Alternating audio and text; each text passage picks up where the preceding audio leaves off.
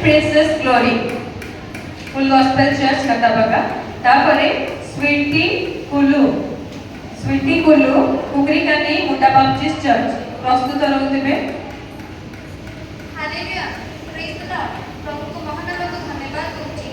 आज मु दानियल को जीवन को ऊपरे गोटे कहानी कहबा को जाउछि। पुरातन समय रे बाबिलोन नामक एक राज्य थिला जो दानियल नामक एक राज्य राजत्व करुथिला। से निज राज्य रे दानियल को एक अधिकारी बनेइथिला। दानियल ना काम सबले ठीक भाबरे करुथिला ओ सबले प्रभु को विश्वास करुथिला। इहा देखि किछि अधिकारी माने तांको ईर्ष्या करबा को लागिले। से माने दानियल को विषय रे षड्यंत्र करबा को लागिले।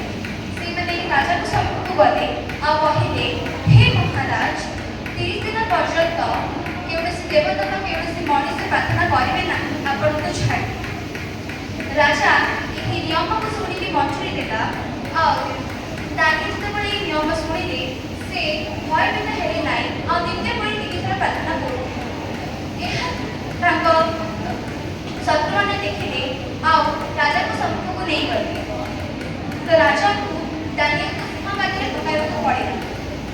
लेकिन ईश्वर को दूत दानियल को उद्धार करले।